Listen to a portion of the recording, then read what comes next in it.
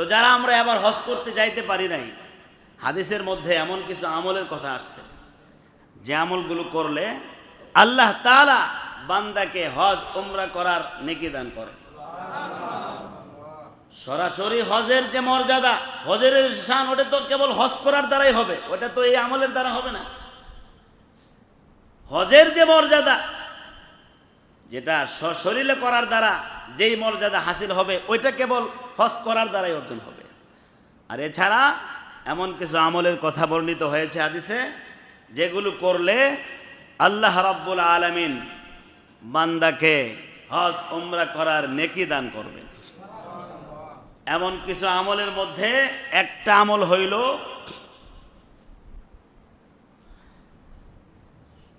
পাঁচ ওয়াক্ত নামাজ আদায় করার জন্যে মসজিদের দিকে যারা আসে, পাঁচ ওয়াক্ত নামাজ আদায় করার জন্যে মসজিদের দিকে যারা গমন করে, এই যে মসজিদের দিকে যে আসতেছে,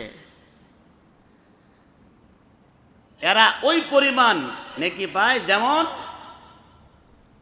ইহরাম বেঁধে হজে গমনকারী ব্যক্তি নেকি পায়। তাহলে এই নেকি অর্জন করতে হলে কি করতে হবে? মসজিদের দিকে আসতে হবে আল্লাহ তাআলার হুকুম আদায় করার জন্য। তো আমরা যদি একটা নামাজ তো ফরজ, এটা পড়তেই হবে, না পড়লে তো উপায় নেই। তো মসজিদে এসে নামাজ পড়লে এই ফরজের যে জিম্মাদারি সেটাও আদায় হবে, নেকি তো হবে, এবং আল্লাহ পাকের পক্ষ থেকে বান্দাকে হজ উমরা করার নেকিও দান করবেন। তো আল্লাহ তাআলা তো বান্দাকে নেকি দিতে চান। আমরা যদি একটু হিম্মত করি, একটু যদি নিয়ত করি, তাহলে আল্লাহর পক্ষ থেকে অনেক নেকি আমরা অর্জন করতে পারব।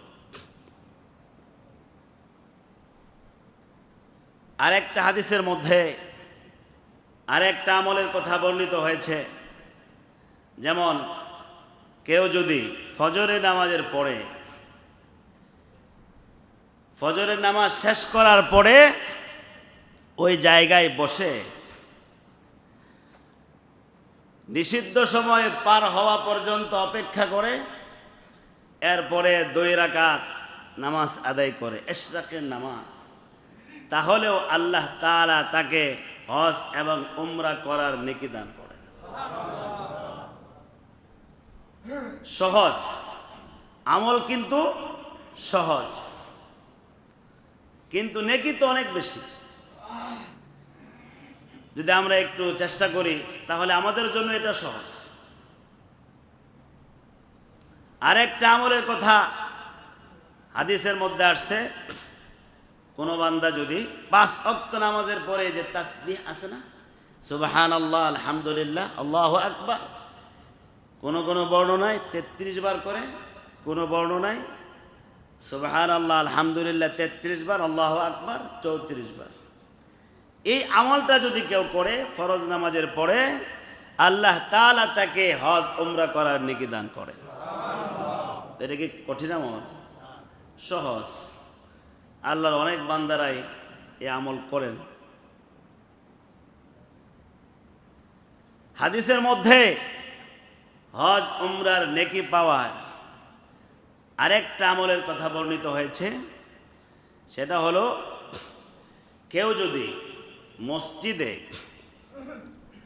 দ্বীনি জ্ঞান অর্জন করার জন্যে, কম হোক বেশি হোক, অর্জন করার জন্যে, চাই শেখানোর জন্য অথবা শেখার জন্য আসে, তাকেও আল্লাহ তাআলা হজ উমরা করার নেকি দান করে। তো দেখেন আল্লাহ তাআলা বান্দাকে নেকি দেওয়ার জন্য কত সহজ আমলগুলা নবী করিম সাল্লাল্লাহু আলাইহি ওয়াসাল্লামের মাধ্যমে আমাদের সামনে রাখছেন।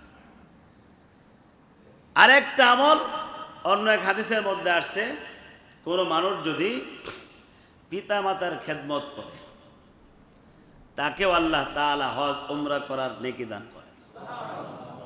তো যাদের পিতামাতা আছে তারা তো এই মহা সুযোগ এখনো পেয়ে গেছেন, আছে। তো পিতামাতার খেদমত এটা তো দিন যাইতেছে উঠে যাইতেছে, দিন যাইতেছে উঠে যাইতেছে।